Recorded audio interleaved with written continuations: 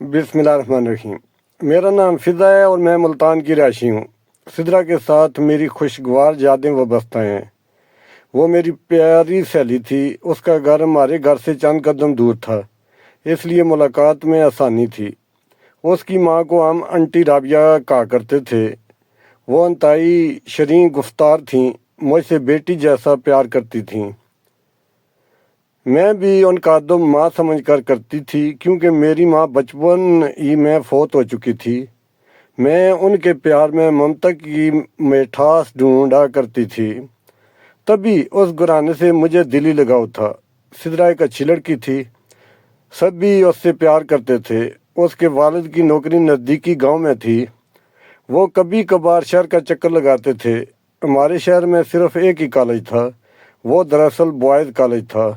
बाद में लड़कियों को भी दाखिले की इजाज़त मिल गई, क्योंकि हमारा शहर छोटा सा था और यहाँ अभी तक लड़कियों के लिए अलग कॉलेज तमीर नहीं हुआ था। सिदरा फर्स्ट ईयर में थी और पढ़ाई में बहुत होशियार थी। उसको बड़ी मुश्किल से लड़कों के कॉलेज में दाखिला लेने की इजाज़त मिली थी, वरना गांव के लोग कहाँ अपनी बच्चियों को आला तालीम दिलवाने के हक़ में होते हैं।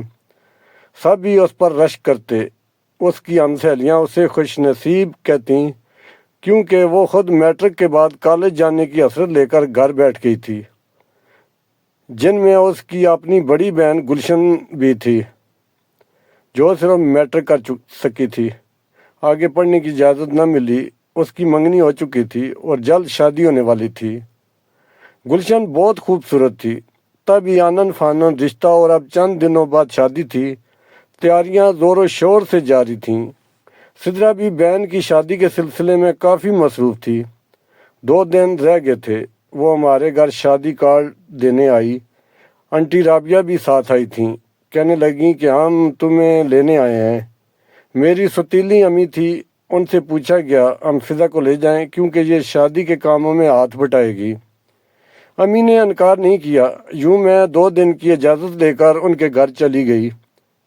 कभी कभी मामूली सी बात किसी बड़े सहाने का सबब बन जाती है और ज़िंदगी की काया पलट जाती है। उस दिन काफ़ी मेहमान आए हुए थे, क्योंकि शाम को बारात आने वाली थी। हम सब काम में मसरूफ़ थे, सर खुजाने की फुर्सत न थी। वक्त मुकर्रर पर बारात आ गई और हम लड़कियां बारात को देखने छत पर चली गईं। मैं भी शौक़ दीदार में गई। बारात में आए एक लड़के पर नज़र ठहर गई। ये खूबरू नौजवान था और उसका नाम बदरज़मान था। सिदरा का कज़न था। वो आगे आगे था। मेरी निगाहें बार बार उसकी तरफ उठती थीं। उसने भी इस बात को महसूस कर लिया और अब वक्फे वक्फे से उसकी नज़रें भी मुझे तलाश करने लगीं। ऐसा अक्सर शादियों में होता है कि आपके दिल के कोरे कागज़ पर किसी की तस्वीर अचानक बन जाती है। घर आई तो दिल अजीब एहसास से भरा था। बार बार रहकर बदरज़मान की सूरत निगाहों में फिरती थी। उसका ख्याल आता रहता था। सोचती थी, ऐ काश एक बार और कहीं उसको देख पाऊँ तो सजदा शुक्र बजा लाऊं।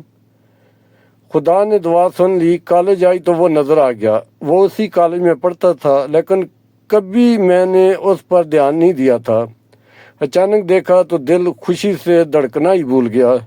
वो मुझे देख चुका था और अब मेरी तरफ ही आ रहा था। आप यहाँ? उसने सवाल किया। मैं फर्स्ट ईयर में हूँ। और आप? मैं यहाँ इंटर में पढ़ता हूँ। यहाँ कभी देखा तो नहीं, बस इत्तेफाक है। देखा होगा भी तो ध्यान नहीं दिया होगा। चलिए, अब तो नहीं भूलेंगी, बेख्तियार उसके मुंह से निकला। तो मेरे लबों से भी बेख्तियार ही ये कलमात निकल गए, कभी नहीं। उस दिन के बाद हम दोनों रोज़ मिलने लगे।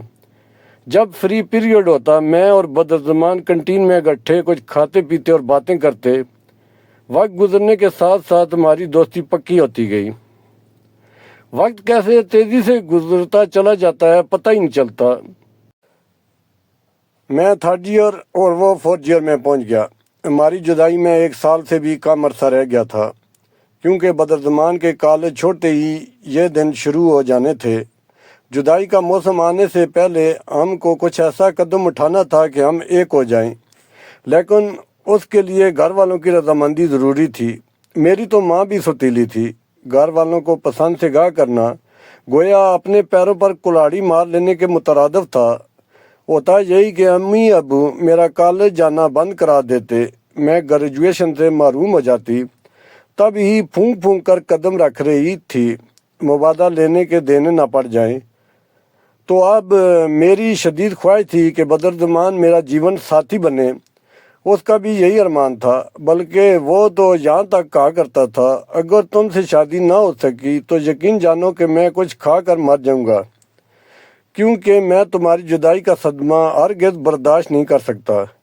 کالج سے آ کر سب سے پہلے اسے فون کرتی، کپڑے بدلتی اور کھانا کھاتی۔ رات کو بھی ہم گھنٹوں فون پر باتیں کرتے، ہمارا دل باتیں کرنے سے بھرتا ہی نہیں تھا۔ ان دنوں جب میرے 3rd ایئر کے پرچے ہو رہے تھے، ابو کے ایک رشتہ دار گاؤں سے آئے، مجھے دیکھا تو اپنے بیٹے کے لیے پسند کر لیا اور رشتے کی بات کی۔ ابو نے ہاں کر دی اور منگنی کی تاریخ بھی دے دی۔ جب یہ بات مجھے پتہ چلی تو میرے پیروں تلے سے زمین نکل گئی۔ میں بہت پریشان ہوئی، ناشتہ بھی نہ کیا اور کالج آتے ہی بدرزمان کو ڈھونڈنے لگی تاکہ اپنی پریشانی سے آگاہ کروں۔ 2 پیریڈ بامشکل پڑے، تیسرا پیریڈ خالی تھا، اس کا بھی خالی ہوتا تھا، لہذا ہم کنٹین میں آ گئے۔ میرے چہرے پر نظر پڑتے ہی پہلا سوال اس نے یہ کیا کہ فضا کیا بات ہے، تم کیوں اداس ہو؟ بات میرے منہ سے نہ نکل رہی تھی۔ بڑی مشکل سے بتایا کہ اگلے ماہ منگنی ہونے والی ہے، والد صاحب نے رشتہ طے کر دیا ہے، تم کچھ کرو۔ وہ بھی پریشان ہو گیا، کہنے لگا اگر تم کہتی ہو تو اپنے والدین کو تمہارے گھر بھیج دیتا ہوں، وہ رشتہ طلب کرنے آ جائیں گے۔ جیسے بھی ہو میں ان کو راضی کر لوں گا، مجھے یقین ہے کہ وہ بے مراد واپس ہوں گے۔